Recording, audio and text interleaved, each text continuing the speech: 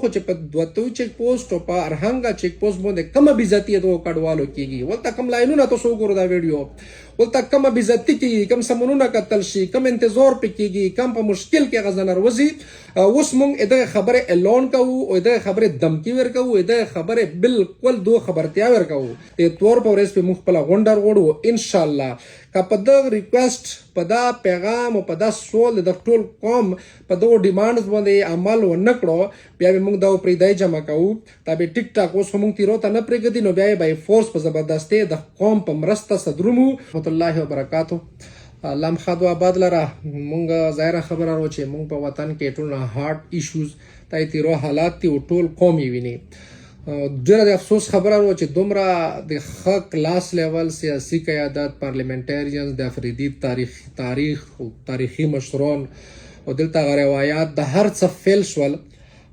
موږ د سټیټ د موږ په تاریخي خورا باندې میدان تیرو باندې کم بد حال روان کړی دی او بیا په تیره کې په خانداني طور د سوونو کولو خپل کورونه دوباره پر خپل شروع کړل څلور پنځه کاله موږ مضبوط سټرګل وکړلو حالات هم فورس ته سکیورټي فورسز ته عوامو ته مخې ته کېښولو چې ورځ به داسې رسي چې تاسو به د خپل کورونه پرېږدو بد مرغه هغه ورځ نن راغلې ده هغه موږ چې کومې هلې ځلې وکړې یو خپل زوی خپل پوینټ خو به هر حال اوس الته وسلوال او سکیورټي فورس دغه په منځ کې کشیدګي دومره حد له رسېدلې ده چې په روزانه بنیادونو باندې اولته کرفیو لګېږي او خلک په مشکل کې کړل او دغه ته خبره جوړه شوله چې خلک کاډې وکړي اولته د کرفیو دا حالت دی چې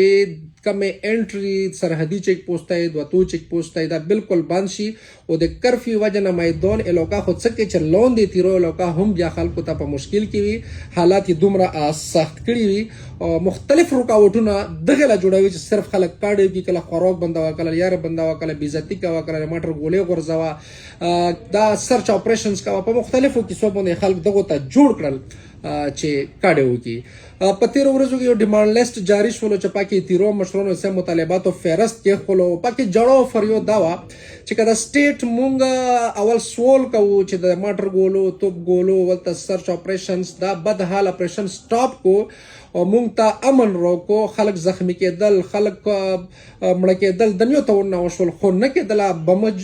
وجه مجبوري بیا ولته تیرو مشرانو څه ډیمانډ لیست جاری کړو 27 نکات مطالبې وې اوس حالت دا دی چې سټیټ صوبایي حکومت سکیورټي فورسز دلته څومره اډمنسټریشن ادارې دي دا بالکل بهانې جوړایو هغه ډیمانډ چې بالکل جنون او حقیقي مطالبې دي هغه هم د قوم سره نشي منلې حالت دا چې تقریبا 70% کاډې راغللې په خپل خرچه خپل ترانسپورټ خپل تکلیف خپل مصیبت دا یې برداشت کړلو او وروتل نو خرچه او ترانسپورټ خو مشکله خبره ده خو چې په دوتوي چیک پوسټ او په ارهنګا چیک پوسټ باندې کومه بیزتی دغه کډوالو کیږي ولته کوم لاینونه تاسو وګورئ دا ویډیو ولته کومه بیزتی کیږي کوم سمونونه قتل شي کوم انتظار پکېږي کوم په مشکل کې غزنر وزي خو خبره دا چې کم ډیمانډ دی یا دغه کم سہولت دی دغه خلکو ته چې کم کډوال کیږي وروزي په باندې بالکل حکومت خاموش دی او د سکیورټي فورسز فنډینګ زون ته کوي په خپل یو پټکړی دومره ستري روپې اوس مونږ دغه خبره اعلان کوو او دغه خبره دمکی ورکوو دغه خبره بالکل دو خبرتیا ورکوو چاول خو د اپریشن د ریسورېدو بندېدو خبره ده والته موږ سوال کوو چې کوم وسلوال دي کوم د غوسه تحریکونه ولا خلک نه خطي چې خو دوی خطر وکړو موږ خو روان شو کاډې د نه روانې کړې نه درومو خو سبا بلاس به تم ته تخت او د علاقه به خولي پوتي بیا موږ بیا به ته په کم شریعت کې مو سره کېنې چې توي وجنه مو کاډې وشو بیا توم کاډاو کړل لہذا تاسو ته سوال کوو چې کاډې روان شولې تاسو د وطن پرې یو چې دا کاډې ریسور شي او بل طرف لا د سکیورټي فورسز ته یو چې د ډالرو جنگونه د پیسو جنگونه د ماټرونو د ګولو د بارودو جنگونه د موږ په وطن کې بس کو آخري خبره دا کوم چې صوبایي حکومت ته ادارې یا سکیورټي فورسز دا د کاډوالو ته د خپل حق د ریلیف پیکیج د ټرانسپورټ تنظیم د خو کی تر نن تاریخ پورې څومره کاډر وتیری د اطلاعاتو تر مخه دا دو پر ریکارډ نه راوالي چې دا به ريجستر شي یا به دغه ته پیکیج ویل شي دا پر ریکارډ نه راوالي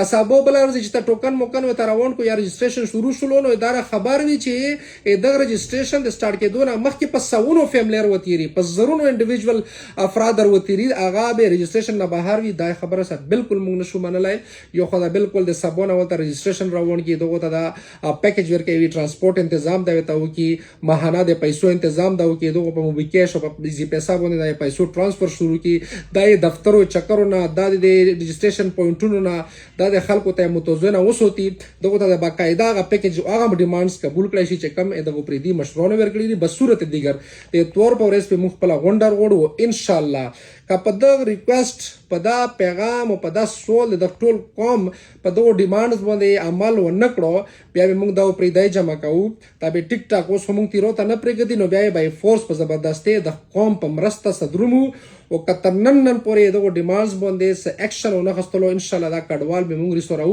او په روډ باندې به دغه لا ودرو دا روډ به بندو ان شاء الله